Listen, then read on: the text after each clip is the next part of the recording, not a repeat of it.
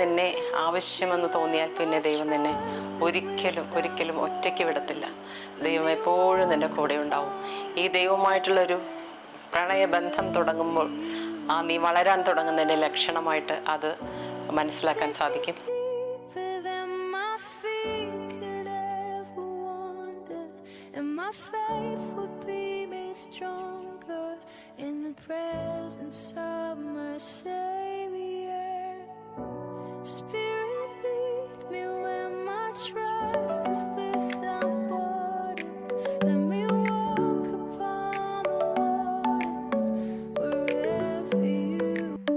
Hello everyone, shalom. Welcome back to my YouTube channel. Those who watched my previous video and encouraged me through WhatsApp call and direct call, I say a big thank you. ഇന്ന് ഞാൻ സംസാരിക്കാൻ പോകുന്ന വിഷയം പരിശുദ്ധാത്മാവ് എനിക്ക് തന്നൊരു റെവലേഷനാണ്. അത് വീണ്ടും ജനനം പ്രാപിക്കുക എന്നതും രക്ഷിക്കപ്പെടുക എന്ന് പറയുന്നതും ഒന്നാണോ അല്ലെങ്കിൽ രണ്ടാണോ?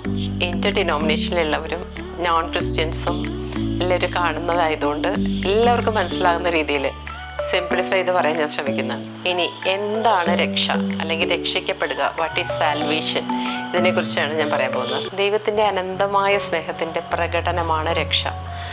ആദവും ഹവ്വയും പാപം ചെയ്തപ്പോൾ മാനവരാശി മുഴുവനും നിത്യനരകത്തിന് അർഹരായി തീർന്നു. എന്നാൽ ദൈവം നീതിമാനായതുകൊണ്ട് ഒരു തെറ്റും ചെയ്യാത്ത മാനവരാശിയെ എന്തിന് നരകത്തിയിലേക്ക് തള്ളിവിടണം? അതിൻ്റെ ആവശ്യമില്ല. എന്നാൽ രക്തം ചിന്താതെ വിമോചനമില്ലെന്ന് ബൈബിൾ വ്യക്തമായി പറയുന്നു. അപ്പോൾ ദൈവത്തിൻ്റെ ഹൃദയത്തിൽ ഉദിച്ച ഒരു മാസ്റ്റർ പ്ലാനാണ് കുരിശിലെ പരമയാഗം. അങ്ങനെ കുരിശിൽ തൻ്റെ മകനെ, സ്വന്തം ഏകജാതനായ പുത്രനെ, യേശുവിനെ കുരിശിലേക്ക് ഏറ്റി താൻ കൈവിട്ട് കളഞ്ഞു. മനുഷ്യരാശിയെ രക്ഷിക്കുവാനായിട്ട് യേശു ക്രിസ്തുവിനെ ബലിയാടാക്കി തീർത്തു. അതാണ് ചുരുക്കി പറഞ്ഞാൽ രക്ഷ. ഈ യേശുവിനെ നമ്മളെ ഹൃദയം കൊണ്ട് വിശ്വസിക്കുകയും അധരം കൊണ്ട് ഏറ്റുപറയുകയും ചെയ്യുമ്പോൾ നാം രക്ഷിക്കപ്പെടും. റോമർക്കാർക്ക് എഴുതിയ ലേഖനം അതിൻ്റെ 10-ാം അധ്യായത്തിൻ്റെ 9-ാം വാക്യത്തിൽ പറയുന്നു, തൻ്റെ പുത്രനായ യേശുവിനെ ഹൃദയം കൊണ്ട് വിശ്വസിക്കുകയും അധരം കൊണ്ട് ഏറ്റുപറയുകയും ചെയ്യുമ്പോൾ നാം രക്ഷിക്കപ്പെടും. നീതിക്കായി ഹൃദയം കൊണ്ട് വിശ്വസിക്കുക, രക്ഷയ്ക്കായി അധരം കൊണ്ട് ഏറ്റുപറയുക. അങ്ങനെ ദൈവത്തിന് മനുഷ്യരാശിയെ മുഴുവനും രക്ഷിക്കാൻ കുരിശിലെ പരമയാഗത്തിലൂടെ പ്രസാദം തോന്നി. ചിലർ പറയാറില്ലേ, ഞാൻ രക്ഷപ്പെട്ടു, അല്ലെങ്കിൽ എന്നെ രക്ഷിച്ചു എന്ന് പറയാറില്ലേ? അതിൻ്റെ അർത്ഥം എന്താ? ഒരു പ്രത്യേക ഡേഞ്ചറസ് ആയിട്ടുള്ള ഒരു സിറ്റുവേഷനിൽ നിന്ന് നമ്മളെ രക്ഷപ്പെട്ടു, അല്ലെങ്കിൽ നമ്മളെ ആരെങ്കിലും രക്ഷപ്പെടുത്തി, അല്ലേ? അതാണ് അതിൻ്റെ അർത്ഥം. ഇപ്പോൾ സപ്പോസ് പറയുകയാണെങ്കിൽ ഹെൽമെറ്റ് എന്തിനാണ് ധരിക്കുന്നത്? ഒരു ഡേഞ്ചറിൽ നമ്മൾ രക്ഷപ്പെടാൻ. അല്ലെങ്കിൽ കുട പിടിക്കുന്നത് എന്തിനാ? മഴയത്ത് നിന്നും വെയിലിൽ നിന്നും രക്ഷപ്പെടാൻ വേണ്ടിയിട്ട്. അല്ലെങ്കിൽ നമ്മളൊരു ഇടിമിന്നലൊക്കെ ഉണ്ടാകുമ്പോൾ നമ്മൾ വണ്ടി ഓടിച്ചോ നടന്നോ റോഡിൽ കൂടെ പോകാറുണ്ടോ? ഇല്ല. എന്തുകൊണ്ടാണ്? നമ്മൾക്കൊരു സുരക്ഷിതത്വം ഫീൽ ചെയ്യുന്നില്ല. അപ്പോൾ നമ്മൾ എന്ത് ചെയ്യും? അടുത്ത് കാണുന്ന ഒരു കെട്ടിടത്തിൽ കയറുന്നു, നമ്മളവിടെ രക്ഷപ്പെടാൻ ശ്രമിക്കുന്നു. ഇത് വേറൊരു തരത്തിൽ ഞാൻ പറഞ്ഞു കഴിഞ്ഞാൽ രക്ഷയെക്കുറിച്ചാണ്. അത് തന്നെയാണ് ഇവിടെ സംഭവിച്ചത്. ദൈവം തൻ്റെ പുത്രനായ യേശുക്രിസ്തുവിനെ നിത്യനരകാഗ്നിയിൽ നിന്ന് നമ്മളെ വിടുവിപ്പാൻ വേണ്ടിയിട്ട് കുരിശിൽ യാഗമാക്കി തീർത്തു. അതാണ് രക്ഷ. ഇനി എന്താണ് ഇതിൻ്റെ യോഗ്യത? രക്ഷയിലേക്ക് കടന്നു വരുവാൻ അല്ലെങ്കിൽ രക്ഷിക്കപ്പെടുവാൻ എന്താണ് യോഗ്യത? ഇതിൽ പ്രത്യേകിച്ച് യാതൊരു യോഗ്യതയും വേണ്ട. നമ്മുടെ കർത്താവ് നമ്മുടെ ജാതി നോക്കുന്നില്ല, നമ്മുടെ മതം നോക്കുന്നില്ല, നമ്മളുടെ വിദ്യാഭ്യാസ യോഗ്യത നോക്കുന്നില്ല, നമ്മുടെ സാമ്പത്തിക സ്ഥിതി നോക്കുന്നില്ല, നമ്മൾ ഏത് സാഹചര്യത്തിലായിരിക്കുന്നു ഇതൊന്നും നമ്മുടെ കർത്താവ് നോക്കുന്നില്ല. ഇതിന് ആകെ കൂടിയുള്ള 2 കാര്യങ്ങൾ. ഒന്ന്, പരിശുദ്ധാത്മാവിൻ്റെ സഹായത്താലേ നമുക്ക് യേശുവിനെ കർത്താവെന്ന് പറയാൻ കഴിയുകയില്ല. 1 കൊരിന്ത്യൻസ് 12:3. പിന്നെ gospel of saint John 6th chapter 44 verses പറയുന്നത്, no one can come to me unless the father draws him. അപ്പോൾ പിതാവ് ആകർഷിക്കണം, പരിശുദ്ധാത്മാവ് നമ്മളെ സഹായിക്കണം. ഈ 2 കാര്യങ്ങൾ നിങ്ങൾ ആത്മാർത്ഥമായിട്ട് യേശുവെ എൻ്റെ ഹൃദയത്തിലേക്ക് വരണമേ എന്ന് യേശുവിനെ ക്ഷണിച്ചാൽ, അനേക ദൈവങ്ങളുടെ കൂടെ ഒരു ദൈവമായിട്ടല്ല, യേശുവിനെ മാത്രം രക്ഷകനും രക്ഷിതാവുമായിട്ട് നീ ഹൃദയത്തിൽ ക്ഷണിച്ചാൽ അവൻ വരും. ഇനി രക്ഷിക്കപ്പെട്ടവരെ നമുക്ക് എങ്ങനെ തിരിച്ചറിയാം? രക്ഷിക്കപ്പെട്ടവരെന്ന് പറയുമ്പോൾ അതുവരെ അവരുടെ ജീവിതത്തിൽ ഉണ്ടായിരുന്ന ഒരവസ്ഥയിൽ നിന്ന് ദൈവം അവരെ യൂട്ടേൺ എടുപ്പിക്കുന്നു. അതുവരെ ഉണ്ടായ അവസ്ഥയിൽ നിന്ന് മാറ്റി അവരെ വേറൊരു സംഭവത്തിലേക്ക് മാറ്റുന്ന ഒരവസ്ഥയാണ് രക്ഷിക്കപ്പെടുക എന്ന് പറഞ്ഞാൽ. അതുവരെ ഉണ്ടായിരുന്ന ഫ്രണ്ട്സ്, ആ കൂട്ടുകെട്ടിൽ നിന്ന് നമുക്കൊരു വ്യത്യാസം വേണമെന്ന് നമുക്ക് തോന്നി തുടങ്ങും. അതുവരെയുള്ള സന്തോഷം, നമ്മളെ സന്തോഷിപ്പിച്ച പല കാര്യങ്ങളും ഉണ്ടാവും, അതിനോടെല്ലാം നമുക്കൊരു വിരസത തോന്നും. പിന്നെ ബൈബിൾ വായിക്കണമെന്ന് തോന്നും, പ്രാർത്ഥനയോട് താല്പര്യം തോന്നും, വചനപ്രസംഗം കേൾക്കണമെന്ന് തോന്നും, പള്ളിയിൽ പോകണമെന്ന് തോന്നും. ഇതെല്ലാം രക്ഷിക്കപ്പെടുന്ന സമയത്തുള്ള ഒരു വ്യത്യാസങ്ങളാണ്. ഇനി രക്ഷിക്കപ്പെടാത്തവരെ നമുക്ക് എങ്ങനെ തിരിച്ചറിയാം? നമ്മുടെ ചർച്ചകളിലൊക്കെ രക്ഷിക്കപ്പെട്ടെന്ന് പറഞ്ഞു വരുന്ന പലരും നമുക്ക് തന്നെ സംശയം തോന്നിയിട്ടില്ലേ, ഇവർ രക്ഷിക്കപ്പെട്ടതാണോ വാസ്തവമായിട്ട്? അപ്പോൾ രക്ഷിക്കപ്പെടാത്തവരെ നമുക്ക് തിരിച്ചറിയാനായിട്ട് ചിലർ പറയാറുണ്ട്, ഞാൻ ക്രിസ്ത്യാനിയായിട്ട് ജനിച്ചതുകൊണ്ട് ഞാൻ രക്ഷിക്കപ്പെട്ടു, എൻ്റെ പാരൻസ് ക്രിസ്ത്യാനിയായിരുന്നു, അല്ലെങ്കിൽ അവർ രക്ഷിക്കപ്പെട്ടതാണ്, അതുകൊണ്ട് ഞാൻ രക്ഷിക്കപ്പെട്ടു. അല്ല, ഒരിക്കലുമല്ല. രക്ഷ വ്യക്തിപരമാണ്. അത് സാൽവേഷൻ എന്ന് പറയുന്നത് പേഴ്സണലാണ്. പേഴ്സണലായിട്ട് നമ്മൾ അത് ചെയ്യണം, ഓരോരുത്തരും ചെയ്യണം. അതുകൊണ്ടാണ് എൻ്റെ പാരൻസ് രക്ഷിക്കപ്പെട്ടതുകൊണ്ടോ, ഞാൻ ക്രിസ്ത്യാനിയെ ജനിച്ചതുകൊണ്ടോ, ഞാൻ പള്ളിയിൽ മുടങ്ങാതെ പോകുന്നത് കൊണ്ടോ, ബൈബിൾ വായിക്കുന്നതുകൊണ്ടോ, പ്രാർത്ഥിക്കുന്നത് കൊണ്ടോ നീ രക്ഷിക്കപ്പെടണമെന്ന് നിർബന്ധമില്ല. നീ കർത്തൃമേശ എടുക്കുന്ന വ്യക്തിയായിരിക്കാം, സ്നാനപ്പെട്ടതായിരിക്കാം, പക്ഷേ രക്ഷിക്കപ്പെട്ടതായിരിക്കണമെന്ന് നിർബന്ധമില്ല. ഇന്ന് നമ്മുടെ ചർച്ചകളിൽ കാണുന്ന കുറച്ച് ശതമാനം ആളുകൾ രക്ഷിക്കപ്പെട്ടിട്ടേ ഇല്ല. നമുക്കത് അവരുടെ പ്രവൃത്തികളിലൂടെ എല്ലാം മനസ്സിലാകും. പിന്മാറ്റത്തിൽ പോയവരുടെ കാര്യമല്ല ഞാൻ പറയുന്നത്, രക്ഷിക്കപ്പെട്ടിട്ടേ ഇല്ലാത്ത അവസ്ഥയിലുള്ള ഒരുപാട് പേരുണ്ട്. ഇതുപോലെയുള്ള പലരെയും നമ്മളുടെ ജീവിതത്തിൻ്റെ പല സന്ദർഭങ്ങളിൽ വെച്ച് നമ്മൾ കണ്ടുമുട്ടി കാണും. അവരുടെ ജീവിതത്തിൽ ഒരു മാറ്റവും നമുക്ക് കണ്ടെത്തുവാൻ കഴിയില്ല. പക്ഷേ വചനം ഇങ്ങനെ പറയുന്നു, 2 കൊരിന്ത്യൻസ് 5-ാം അധ്യായത്തിൻ്റെ 17-ാം വാക്യത്തിൽ, ഒരുവൻ ക്രിസ്തുവിലായാൽ അവൻ പുതിയ സൃഷ്ടിയത്രേ, പഴയത് കഴിഞ്ഞു പോയി, ഇതാ എവറിത്തിങ് ബിക്കംസ് ന്യൂ. അപ്പം ന്യൂ എന്ന് പറയുമ്പം നമ്മൾ രക്ഷിക്കപ്പെട്ട് കഴിയുമ്പോൾ നമ്മുടെ ഉള്ളിൽ തോന്നേണ്ട ഒരു സന്തോഷം, ഒരു സമാധാനം, ഇതിങ്ങനെ തിരതല്ലും. അതുമാത്രമല്ല, ഒരു ജീവിതത്തിന് ഒരു അർത്ഥം വന്നു, ജീവിതത്തിലൊരു എന്താ പറയുക, ഒരു പ്രത്യേകിച്ച് ഒരു ലക്ഷ്യബോധമുള്ള പോലെ നമുക്ക് മനസ്സിലാകും. അതുവരെ പോയിക്കൊണ്ടിരുന്ന ഒരു ലക്ഷ്യബോധമില്ലാണ്ടായിരുന്നു.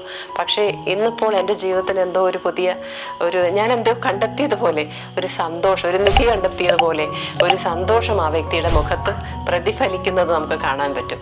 എൻ്റെയൊക്കെ ജീവിതത്തിൽ അങ്ങനെയായിരുന്നു. ഞാൻ രക്ഷിക്കപ്പെട്ട് കഴിഞ്ഞപ്പോൾ എൻ്റെ ജീവിതത്തിന് ഒരു അർത്ഥം വന്നു. എൻ്റെ ജീവിതത്തിലെ സന്തോഷം, സമാധാനം, ബബ്ലിങ് ഫ്രം ഇൻസൈഡ് എന്ന് പറയില്ലേ, ആ ഒരു സന്തോഷ സമാധാനം എല്ലാം കടന്നു വന്നിട്ട് എൻ്റെ ജീവിതം ആകെ മാറി. ഒരു മീനിങ് വന്നു എൻ്റെ ജീവിതത്തിൽ, ഒരു ലക്ഷ്യബോധം വന്നു. പഴയതെല്ലാം പോയി, പഴയ ഫ്രണ്ട്സ് എല്ലാം പോയി, എല്ലാം പുതുതായി തീർന്നു. വചനം പറയുന്ന പോലെ അങ്ങനെയുള്ളൊരു അനുഭവം, അതാണ് രക്ഷിക്കപ്പെട്ടവരുടെ ലക്ഷണം. ഇനി ചില വ്യക്തികൾ രക്ഷിക്കപ്പെട്ടതാണെന്ന് പറയും. അവർ പറയുന്നു, ഞങ്ങൾക്ക് ടങ്സ് കിട്ടിയിട്ടുണ്ട്, ഞങ്ങൾ കർത്തൃമേശ എടുക്കുന്നുണ്ട്, ഞങ്ങൾ മുടങ്ങാതെ ചർച്ചിൽ പോകുന്നുണ്ട്, ഉപവാസം എടുക്കുന്നുണ്ട്, പ്രാർത്ഥിക്കുന്നുണ്ട്, എല്ലാം ബൈബിൾ വായിക്കുന്നുണ്ട്, സൺഡേ ഞായറാഴ്ച എല്ലാ സൺഡേസിലും ചർച്ചിൽ പോകുന്നുണ്ട്. പക്ഷേ ഇവർ രക്ഷിക്കപ്പെട്ടതാണെന്ന് പറഞ്ഞാൽ അവരുടെ വചനപ്രകാരം പറയുമ്പോൾ അവരെ ദൈവരാജ്യത്തിലേക്കുള്ള ആ ഒരു ദൈവരാജ്യത്തെ കണ്ടു എന്ന് മാത്രമേ പറയാൻ പറ്റുള്ളൂ. അവരതിലേക്ക് പ്രവേശിച്ചിട്ടില്ല. അപ്പോൾ ഈ പ്രവേശനം എന്താണെന്ന് ഞാൻ പറയാം, നിങ്ങളോട് ക്ലിയർ ആക്കാം. രക്ഷിക്കപ്പെടുക എന്ന് പറയുന്നതും ബോൺ അഗെയിൻ, അതാണ് എൻ്റെ വിഷയം. ബോൺ അഗെയിൻ ആവുന്നതും എന്താണ് എന്നാണ് ഞാനിപ്പോൾ പറഞ്ഞു വരുന്നത്. രക്ഷയെക്കുറിച്ച് ഞാൻ പറഞ്ഞു. ഇനി വീണ്ടും ജനനം പ്രാപിക്കുക അല്ലെങ്കിൽ ബോൺ അഗെയിൻ ആകുക, അതെന്താണ് സംഭവം എന്ന് ഞാൻ പറയാം. യോഹന്നാൻ്റെ സുവിശേഷം 3-ാം അധ്യായത്തിൻ്റെ 1-ാം വാക്യം മുതൽ ഒരു 7-9 വരെയുള്ള വാക്യങ്ങളിൽ പറയുന്ന ഒരു പള്ളി പ്രമാണിയായ നിക്കോദമോസ് എന്ന് പറയുന്ന ഒരു വ്യക്തിയെക്കുറിച്ച് ആണ് അവിടെ പരാമർശിക്കുന്നത്. നിക്കോദമോസ് എന്ന് പറയുന്നത് തിയോളജിയിലെല്ലാം PhD എടുത്ത ഒരു വ്യക്തിയാണ്. അദ്ദേഹം യേശുവിൻ്റെ ഒരു സീക്രട്ട് ഡിസൈപ്പിൾ ആയിരുന്നു എന്ന് പറയുന്നു, ചരിത്രം പറയുന്നു. അദ്ദേഹം ഒരു കാർഡിനലിൻ്റെ അല്ലെങ്കിൽ ഒരു കർദിനാളിൻ്റെ പദവിയുള്ള ഒരു മനുഷ്യനായിരുന്നു. അപ്പം അദ്ദേഹം ഒരു രാത്രിയിൽ, ആരും അറിയാതിരിക്കാൻ രാത്രിയിൽ യേശുവിൻ്റെ അടുത്ത് വന്നിട്ട് പറഞ്ഞു, ഗുരു, റബ്ബായി, നിൻ്റെ ഈ ചെയ്യുന്ന അടയാളങ്ങൾ, അത്ഭുതങ്ങളെല്ലാം നിന്നോടുകൂടെ ദൈവം ഇല്ലെങ്കിൽ ഇതൊന്നും നിനക്ക് ചെയ്യുവാൻ സാധ്യമല്ല എന്ന് ഞാൻ അറിയുന്നു എന്ന് പറഞ്ഞു. അപ്പോൾ ഉടനെ യേശു പറഞ്ഞ മറുപടി, ആമേൻ ആമേൻ, ഞാൻ നിന്നോട് പറയുന്നു, പുതുതായി ജനിക്കുന്നില്ല എങ്കിൽ നീ ദൈവരാജ്യത്തിൽ നിനക്ക് കടപ്പാൻ സാധ്യമല്ല. വെള്ളത്താലും ആത്മാവിനാലും ജനിക്കുന്നില്ലെങ്കിൽ നീ ദൈവരാജ്യത്തിൽ പ്രവേശിക്കുകയില്ല. കാണുവാൻ കഴിയില്ല, പ്രവേശിക്കുകയുമില്ല. ഈ 2 കാര്യങ്ങൾ കർത്താവ് അവിടെ പറയുന്നു. എന്താണ് വീണ്ടും ജനനം? അതിനെക്കുറിച്ച് ഞാൻ വീണ്ടും വിശദമാക്കാം. വെള്ളത്താൽ ജനിക്കുക എന്ന് പറഞ്ഞാൽ ബാപ്റ്റിസം എന്നും നിന്റെ ജനനമെന്നും അതിനർത്ഥമുണ്ട്. എന്നാൽ ആത്മാവിനാൽ ജനിക്കുക എന്ന് പറഞ്ഞു കഴിഞ്ഞാൽ രക്ഷിക്കപ്പെട്ട അത്രയും മതി എന്ന് പറഞ്ഞ് നീ നിന്നു പോകരുത്. രക്ഷിക്കപ്പെട്ട വ്യക്തികളെ പരിശുദ്ധാത്മാവ് കരം പിടിച്ച് ദൈവരാജ്യത്തിലേക്ക് നടത്തുന്നു. ദൈവരാജ്യത്തിൽ ജനിച്ച് വീഴുക അല്ലെങ്കിൽ ദൈവരാജ്യത്തിൽ പ്രവേശിക്കുക, അതാണ് ബോൺ അഗെയിൻ അല്ലെങ്കിൽ വീണ്ടും ജനനം എന്ന് പറഞ്ഞാൽ അതിൻ്റെ അർത്ഥം. ഇത് രണ്ടും രണ്ടാണ്. രക്ഷിക്കപ്പെട്ട വ്യക്തിക്ക് വേണമെങ്കിൽ കർത്താവിൽ നകന്ന് പിന്മാറ്റത്തിലായി പുറകിലേക്ക് ആത്മീയ ജീവിതത്തിൽ നിന്ന് പിന്നോട്ട് പോകാൻ സാധിക്കും. എന്നാൽ രക്ഷിക്കപ്പെട്ട് കഴിഞ്ഞ് ദൈവരാജ്യത്തിലേക്ക് എൻട്രി ചെയ്ത ഒരു വ്യക്തിക്ക് ജനനം സംഭവിച്ചു കഴിഞ്ഞോടെ അത് ഒരിക്കലും വി കാണ്ട് അൺഡു ഇറ്റ് അഗെയിൻ. അപ്പം നമുക്കൊരിക്കലും ആ ജനനത്തെ, ആത്മാവിലുള്ള ജനനത്തെ ഇല്ലാതാക്കുവാൻ കഴിയില്ല. അതാണ് വീണ്ടും ജനനം. അപ്പോൾ പ്രവേശിക്കപ്പെട്ട് ആ ദൈവരാജ്യത്തിലേക്ക് കടക്കണം. മറ്റേത് നമ്മൾ ദൈവരാജ്യത്തെ കാണുന്നേ ഉള്ളൂ. രക്ഷിക്കപ്പെടുക എന്ന് പറയുന്നവർ ദൈവരാജ്യത്തെ കാണുവാൻ കഴിയും അവർക്ക്, പക്ഷേ പ്രവേശിക്കുവാൻ കഴിഞ്ഞിട്ടില്ല. നമ്മളുടെ ചർച്ചകളിൽ ഒരു 80% ആളുകളും ദൈവരാജ്യം കണ്ടിട്ടേ ഉള്ളൂ, അതിൽ പ്രവേശിച്ചിട്ടില്ല. ഒരുപക്ഷെ നമുക്ക് പ്രോപ്പർ ടീച്ചിങ്ങിൻ്റെ ഒരു അഭാവമായിരിക്കാം. കാരണം ഫോറിനിലൊക്കെ ഉള്ള ദേവദാസന്മാരെ നോക്കിയാൽ, example DL Moody, Smith Wigglesworth, Charles Finney, അതുപോലെ തന്നെ TB ജോഷുവ, അല്ലെങ്കിൽ ബെനഹെൻ, റൈനാർഡ് ബോങ്കെ, ഇങ്ങനെ കാത്തറിൻ കുൾമാൻ, ഇവരുടെയൊക്കെ ജീവിതം നോക്കിയാൽ ഇന്ത്യയിലാണെങ്കിലും അങ്കിൾ DGS ദിനകരൻ, ഭക്ത സിംഗ്, സാധു സുന്ദർ സിംഗ്, ഇവരുടെയെല്ലാം ജീവിതം നമ്മൾ നോക്കിയാൽ നമുക്ക് മനസ്സിലാവും എന്തുകൊണ്ട് ഇവരെല്ലാം കീഴ്മേൽ മറിച്ചു ലോകത്തെ. കുറച്ച് പേര് മാത്രം, ഒരു കൂട്ടം എന്ന് പറയാനായിട്ട് വളരെ കുറച്ച് പേര് മാത്രം, ഒരു 20 അല്ലെങ്കിൽ 15% മാത്രമാണ് ഇതുപോലെ ലോകത്തെ കീഴ്മേൽ മറിച്ചവർ. എന്തുകൊണ്ട് ബാക്കിയുള്ളവരെല്ലാം ഒഴുക്കിന് അനുകൂലമായിട്ട് നീന്തിക്കൊണ്ടിരിക്കുന്നവരാണ്. അവർ പറയുകയാണെങ്കിൽ അവരുടെ ജീവിതത്തിൽ അവർക്ക് രക്ഷയുടെ സന്തോഷം തന്നെ ഇല്ല എന്ന് ആളുകൾ കഴിയുമ്പോൾ അവർ പിന്മാറ്റത്തിലേക്കായി പോകുന്നു, അല്ലെങ്കിൽ യാതൊരു താല്പര്യം ആത്മീയ കാര്യങ്ങളിലില്ല. എന്തുകൊണ്ടാണ് അങ്ങനെ സംഭവിക്കുന്നത്? അവർ ദൈവരാജ്യത്തിലേക്ക് പ്രവേശിച്ചിട്ടില്ല. ദൈവരാജ്യം കണ്ടു, പക്ഷെ പ്രവേശിച്ചിട്ടില്ല, അവിടെ ജനിച്ച് വീണിട്ടില്ല. ഒരു സ്ത്രീയോട് ചോദിച്ചാൽ, പ്രസവിച്ച ഒരു സ്ത്രീയോട് ചോദിച്ചാൽ അവൾ പറയും, വേദനയോടെയാണ് മക്കളെ പ്രസവിക്കുന്നത്, അല്പമെങ്കിലും വേദനയില്ലാതെ കുഞ്ഞു പുറത്തേക്ക് വരുന്നില്ല. അത് വേദന പല രീതിയിലാവാം. നീ ദൈവരാജ്യത്തിൽ ജനിച്ച് വീഴുന്നതിന് മുമ്പ് ഒരുപക്ഷെ നിനക്ക് കടഭാരമായിരിക്കാം നിന്നെ അലട്ടിയത്, ഒരുപക്ഷെ രോഗത്തിൻ്റെ അവസ്ഥകളായിരിക്കാം, ഒരുപക്ഷെ നിൻ്റെ ഫെയിലിയർ, നിൻ്റെ ജീവിതത്തിൽ വന്ന ഏതെങ്കിലും ഒരു ഫെയിലിയർ ആയിരിക്കാം, അല്ലെങ്കിൽ എന്തെങ്കിലും ഒരു തകർച്ചയായിരിക്കാം. ഇതിലേതിലെങ്കിലും ഒന്നിലൂടെ നീ രക്ഷയിലേക്ക് കടന്നു വന്ന് ദൈവരാജ്യത്തിലേക്ക് പ്രവേശിക്കുവാനായിട്ട് തുടങ്ങുന്നു. അപ്പോൾ ആ സമയത്താണ് ഒരു കുഞ്ഞ് ജനിച്ച് വീഴുന്ന അതേ വേദനയോടെ നീ രക്ഷിക്കപ്പെടുന്നു. നീ അതിനുശേഷം ദൈവരാജ്യത്തിലേക്ക് പ്രവേശിക്കണം. ദൈവരാജ്യത്തിലേക്ക് നീ പിറന്നു വീഴണം. അവിടെ നിന്ന് മായമില്ലാത്ത പാല്, വചനമെന്ന മായമില്ലാത്ത പാല് കുടിച്ച് നീ വളരുവാൻ തുടങ്ങണം. അല്ലെങ്കിൽ കാലം നോക്കിയാൽ ഉപദേഷ്ടാക്കന്മാരെന്ന് വിളിക്കേണ്ട നിങ്ങൾക്ക് എപ്പോഴും പാലത്ര ആവശ്യമെന്ന് വചനത്തിൽ പറയുന്നത് ഇതുകൊണ്ടാണ്. നിങ്ങൾ വളർന്നിട്ടില്ല. അവിടെ നിന്ന് വളരാൻ തുടങ്ങുമ്പോൾ നിന്റെ ജീവിതം മാറാൻ തുടങ്ങും. അല്ലെങ്കിൽ 5 വർഷം കഴിഞ്ഞാലും 10 വർഷം കഴിഞ്ഞാലും 20-30 വർഷം കഴിഞ്ഞാലും നീ അതുപോലെ തന്നെ ഇരിക്കും. ദൈവരാജ്യത്തിൽ ജനിച്ചു വീണ ഒരു വ്യക്തിക്ക് റിവേഴ്സ് ഗിയർ ഇല്ല, ഫ്രണ്ട് ഗിയർ മാത്രമേ ഉള്ളൂ. ആ വ്യക്തി മുന്നോട്ട് പോകും. കാരണം ജനിച്ചു വീണോ, ഇനി അവന് വളരാതെ നിവൃത്തിയില്ല. ജനിച്ചു വീണ കുഞ്ഞുങ്ങൾ വളരെയില്ലേ, അത് സ്വാഭാവികമായിട്ടും അവർ വളരാൻ തുടങ്ങും. ജനിച്ചു വീണ വ്യക്തിക്ക് വളർന്നേ തീരൂ. ഒരു കുഞ്ഞ് ജനിച്ചാൽ അതിന് വളർന്നല്ലേ തീരൂ. ആത്മാവിൽ ജനിച്ച് വീഴുകയാണ് ദൈവരാജ്യത്തേക്ക്. അവൻ അല്ലെങ്കിൽ അവൾ വളർന്നു തുടങ്ങുമ്പോൾ മാറ്റങ്ങൾ വന്നു തുടങ്ങും വ്യക്തിയിൽ. ആ മാറ്റങ്ങൾ ശ്രദ്ധിക്കേണ്ടത് മറ്റുള്ളവരാണ്, നമ്മളല്ല. നമ്മളിൽ വരുന്ന ചേഞ്ചസ് മറ്റുള്ളവരാണ് ശ്രദ്ധിക്കേണ്ടത്. She is different, he is different എന്ന് അവർ നമ്മളോട് പറയാൻ തുടങ്ങും. സമൂഹത്തിൽ അവർ നോട്ട് ചെയ്യാൻ തുടങ്ങും നമ്മളെ. അപ്പോൾ പക്ഷേ മാറ്റങ്ങളിലല്ല ശ്രദ്ധിക്കേണ്ടത്, വളർച്ചയിലാണ്. നീ വളരാൻ തുടങ്ങണം. വചനമെന്ന മായമില്ലാത്ത പാൽ കുടിച്ച് വളരുമ്പോൾ നീ പരിശുദ്ധാത്മാവ് നിന്നെ അതിനായിട്ട് സഹായിക്കും. പരിശുദ്ധാത്മാവിനോട് കൂടെ വളരുവാനായിട്ട് ഒരു പാർട്ട്ണർഷിപ്പിലേക്ക് ആയിത്തീരുന്നേ. പരിശുദ്ധാത്മാവിൻ്റെ ശബ്ദം കേൾക്കാൻ തുടങ്ങും. നിൻ്റെ ട്യൂണിങ് ശരിയാവും. റേഡിയോ മാംഗോയിലൊക്കെ പറയുന്നത് പോലെ 99.9 എന്നൊക്കെ നിങ്ങൾ കേട്ടിട്ടില്ലേ? ആ ട്യൂണിങ് ശരിയാണെങ്കിൽ മാത്രമാണ് പരിശുദ്ധാത്മാവിൻ്റെ കൂടെ നിനക്ക് ശബ്ദം കേൾക്കാനും കൂടെ നടക്കാനും കഴിയുള്ളൂ. പരിശുദ്ധാത്മാവിൻ്റെ കൂടെ നടക്കാൻ തുടങ്ങുമ്പോൾ ആത്മാവിലുള്ള എല്ലാ ക്വാളിറ്റികളും നിന്നിലേക്ക് ഒഴുകാൻ തുടങ്ങും. അവൻ്റെ സമാധാനം, അവൻ്റെ സന്തോഷം, ആത്മാവിൻ്റെ ഫലങ്ങളും ആത്മാവിൻ്റെ വരങ്ങളും ഇതെല്ലാം നിന്നിലേക്ക് പകരപ്പെടും. അത് സമ്പത്തായാലും, അത് അഭിഷേകമായാലും, ആരോഗ്യമായാലും, സമാധാനമായാലും, ഈ ലോകത്തിലും ഭൗതികത്തിലും ആത്മീയത്തിലും വേണ്ട എല്ലാ കാര്യങ്ങളും നിന്നിലേക്ക് പകർന്ന് തരാൻ തുടങ്ങും പരിശുദ്ധാത്മാവ്. പരിശുദ്ധാത്മാവും നീയും തമ്മിൽ ഒരു എണ്ണമുറിയാത്തൊരു ബന്ധത്തിലേക്ക് നീ ആയിത്തീരും. ഒരു പ്രണയബന്ധം. നീയും പരിശുദ്ധാത്മാവും തമ്മിൽ ഇഴുകിച്ചേരാൻ തുടങ്ങും, ബ്രെഡും ബട്ടറും പോലെ. അത്രയും ഒരു ഗാഢമായ ബന്ധത്തിലേക്ക് പോകുമ്പോൾ അതിമഹത്തായും അഗോചരമായുള്ള കാര്യങ്ങളെ ഞാൻ നിന്നെ അറിയിക്കുമെന്ന് വചനം പറയുന്നത് അപ്പോഴാണ്. ദൈവത്തിന് നിന്നെ ആവശ്യമെന്ന് തോന്നിയാൽ പിന്നെ ദൈവം നിന്നെ ഒരിക്കലും ഒറ്റയ്ക്ക് വിടത്തില്ല. ദൈവം എപ്പോഴും നിൻ്റെ കൂടെ ഉണ്ടാവും. ഈ ദൈവമായിട്ടുള്ളൊരു പ്രണയബന്ധം തുടങ്ങുമ്പോൾ നീ വളരാൻ തുടങ്ങുന്നതിൻ്റെ ലക്ഷണമായിട്ട് അത് മനസ്സിലാക്കാൻ സാധിക്കും. ആ പ്രണയബന്ധത്തിലൂടെ ദൈവത്തിൻ്റെ പരിശുദ്ധാത്മാവിൻ്റെ കൃപാവരങ്ങൾ ആത്മാക്കളെ നേടുവാനും രോഗസൗഖ്യത്തിനും എല്ലാം എന്തെല്ലാമാണോ പരിശുദ്ധാത്മാവിലുള്ളത് അതെല്ലാം നമ്മളുടേതായി തീരും. അവൻ്റേതെല്ലാം നമ്മുടേതെല്ലാം അവൻ്റേത്. അപ്പം നമ്മളുടെ സ്വഭാവത്തിൽ ഒരുപാട് വ്യത്യാസങ്ങൾ വരാൻ തുടങ്ങും. അതുകൊണ്ടാണ് രക്ഷിക്കപ്പെടുന്നതും വീണ്ടും ജന്മം പ്രാപിക്കുന്നതും തമ്മിൽ വ്യത്യാസമുണ്ടെന്ന് ഞാൻ പറഞ്ഞത്. രക്ഷിക്കപ്പെടുന്ന വ്യക്തികൾ അവിടെ അങ്ങ് നിന്ന് പോവും. അവരെ ദൈവത്തിന് ഉപയോഗിക്കാൻ പറ്റുന്നില്ല. ഇപ്പോൾ ഒരു കുഞ്ഞുകുട്ടി അവൻ വളർന്ന് വലുതാകാതെ നമ്മൾ ഭവനത്തിൻ്റെ കീയോ കാറിൻ്റെ കീയോ അവൻ്റെ കയ്യിൽ കൊടുക്കാറുണ്ടോ? ഒരിക്കലുമില്ല. ആ സമയം വളർന്നു കഴിയുമ്പോഴോ ഒരു 10th ഹൈസ്കൂളിലോ 10th ഒക്കെ ആയി കഴിഞ്ഞ കുട്ടികളാണെങ്കിൽ നമ്മൾ ഭവനത്തിൻ്റെ കീയും അല്ലേ, കുറച്ചുകൂടെ വലുതായി കഴിയുമ്പോൾ കാറിൻ്റെ കീ എല്ലാം അവനെ ഏൽപ്പിക്കും അല്ലെങ്കിൽ അവളെ ഏൽപ്പിക്കും. അതുപോലെ തന്നെയാണ് ദൈവത്തിൻ്റെ വിഷയം. ദൈവം ഇതുപോലെ നമ്മൾ വളർന്നില്ല എങ്കിൽ ദൈവരാജ്യത്തിൽ നമ്മളെ പ്രയോജനപ്പെടുത്താൻ കഴിയുകയില്ല.